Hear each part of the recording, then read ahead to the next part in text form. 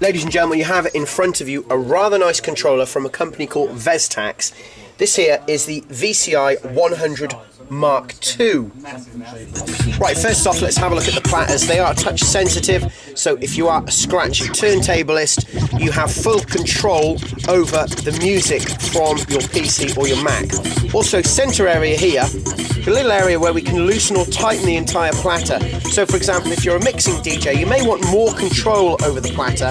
If you're a scratch turntablist, you may want less in a way. What do I mean by less? But by turning this, you can loosen the platter, so there's more freedom for scratching, for doing some cool effects.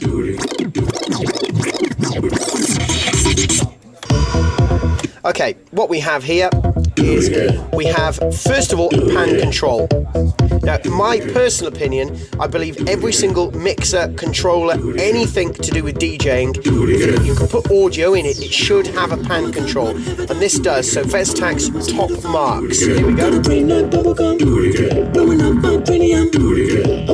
Going from right to left on the speakers there. Again, we have one of the best effects of all time, is the filter. You'll notice that I've just pressed that button, that's now highlighted with a sort of a blue purple. We have the filter dial. Let's give the filter a bit of a twist.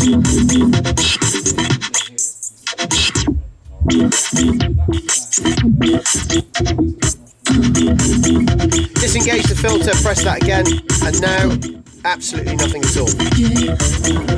Right, if we look at this area, just turn it down a little bit, top left hand, what I'm about to explain on the top left is pretty much exactly the same on the top right. Have a button here with key above it, press that. Now what we've done, we've engaged key lock. What that means is that I can speed up or slow down the track. The BPM will slow down if I move the pitch away from me. Opposite applies, if I bring the pitch towards me, the BPM will speed up. But using the key lock, if you have a listen to the tone of the track, the tone will stay the same. So I'll shut up and give you a demo.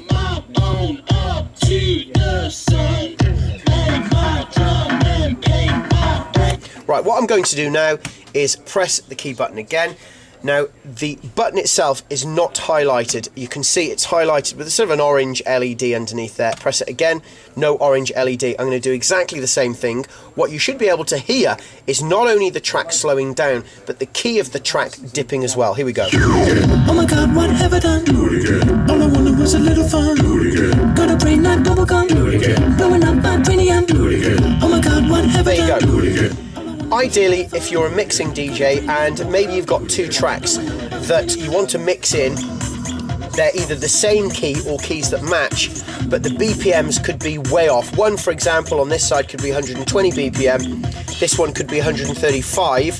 A couple of things you could do, of course, you could slow this one down, or you could speed this one up, or you could maybe slow this one down a little bit and speed this one up a little bit. But if you don't engage the key lock, what might happen is once you get them in beat, they may eventually now be in beat, but because you've moved them too far, you've had to move them too much where the BPM's concerned, they may end up being out of key. So it's always a good idea to have key lock on. Take a look at the center area. Quick idea of what's going on. Gain controls for each channel, high, mid and low.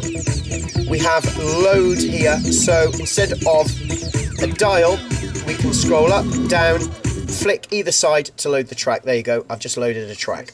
VCI-100 Mk2 from Vestrax. We can also form quite nice loops. Next to the key button, we have loop, and then we have size. I'm going to press loop. If we have a look at the software, you can see I've formed a loop. I can increase or decrease that loop by pressing the size. So if we come back down and look at the hardware,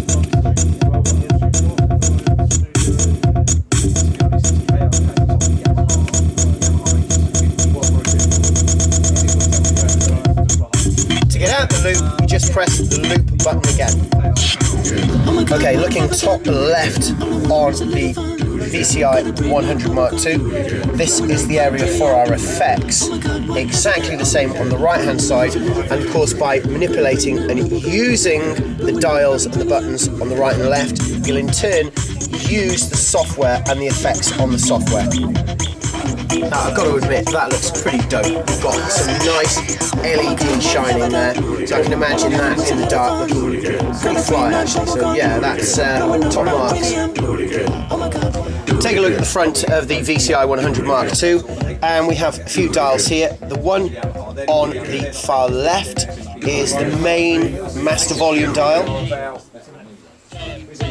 Next to that we have the mix and volume dial for your headphones. So using the mix dial, you can either just listen to the track you're queuing in. As you then move the mix dial, you'll not only hear the track that you're listening to, but also the main mix. Volume dial here is just for the volume for the headphones. The next one is your crossfader curve. The level here then for 1 and 2, 3 and 4. And you'll notice here we've got this plug, that's for your headphone in. Okay, quick look at the back. That there is always for locking purposes. So if you are a little bit scared, when you leave your VCI-100 Mk2 somewhere where you're not happy, then you can always lock it with the secure lock area there. Input, right and left. Your level for your input. Master out 1, master out 2, just RCA. Touch sensor level, minimum and maximum for each of the platters. DC in, adapter, off and USB. Switch that over if you're using the power supply, off, of course for off. Switch it over there if you're going to be using your USB. So there you go. From Vestrax VCI-100 Mk2. If you're interested in this item, or for that matter any others, go and check out the link in the description. It will take you directly to, where will it take you, Steve? GetintheMix.com. Nice one, GetintheMix.com. Practice and enjoy. Nice.